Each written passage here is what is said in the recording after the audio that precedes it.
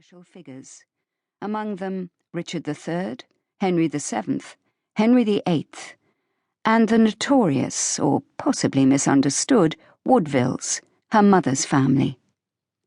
I wanted to discover how she interacted with these famous people, and what we could learn of her through those dealings. Above all, what influence, if any, did she have on her son, the future Henry VIII? I knew that there were conundrums relating to Elizabeth of York, and I suspected that too many assumptions about her have been based on unreliable sources. It seemed to me that there were two Elizabeths. The one who was proactive in intriguing behind the scenes to become Queen Consort, and later the docile, compliant royal wife who effectively lacked a voice. How could one reconcile the two, and was either view accurate? I was drawn again to the mystery surrounding the disappearance of Elizabeth's brothers, the princes in the Tower, a subject on which I published a book in 1992. What did she know or believe? How could she apparently have contemplated marrying the man who was widely reputed to have had the boys killed? And later, when a pretender surfaced, claiming to be one of her brothers, how did that impact on Elizabeth? I wanted to investigate whether there was any way of finding out where she stood in the ensuing crises. Writing her biography has given me the opportunity of revisiting and re-researching these controversial issues, and revising in some measure my former conclusions. I have also been fortunate to be writing at a time when Richard III's remains were discovered in Leicester.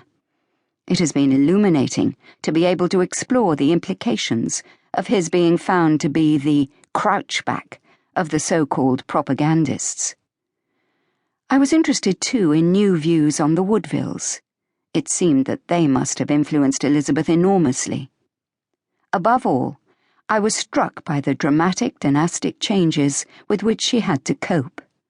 Born a Plantagenet of the House of York, she came to be identified with the Woodville party, which was crushed by Richard III, with dire consequences for her and her relatives. Then she married a Tudor, the representative of the rival House of Lancaster. No easy transition, one suspects. What really is striking is how successfully she met the challenge. Yet she has usually been perceived as a queen who had no influence, who was kept in subjection by her husband, and dominated by her fearsome mother-in-law, Margaret Beaufort. Again, we have a conundrum.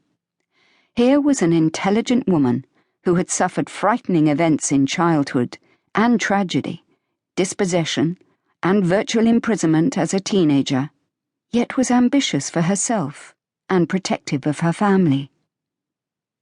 What was the truth about her relationship with Henry VII, and her role as queen? I was aware that there was a wealth of source material to be explored. Having written historical biographies of women whose lives are documented only in fragments, I knew that when it came to Elizabeth, there would be scope not only for forensic analysis, but also for a strong and dramatic narrative, a narrative carried by vivid and very detailed source material. It would be possible to write about the human side of her life. In these aspects, I would be returning to the form of many of my earlier books. As with all medieval biography, particularly of women, there are frustrating gaps in our knowledge, but there is sufficient evidence from which to draw conclusions about Elizabeth's character. A wealth of reliable contemporary quotes underpins the authenticity of her story. When I embarked on this book, I had no idea if I would find information to solve or throw light on all the conundrums, or where my research would lead me. Much remains conjectural, of course, but I have been able to draw new conclusions about Elizabeth, correct some errors, and reconcile some apparent contradictions. I did not expect to make one very startling connection between her and the mystery of the princes. But if one compares the chronology of events with information in her privy purse expenses, it is there.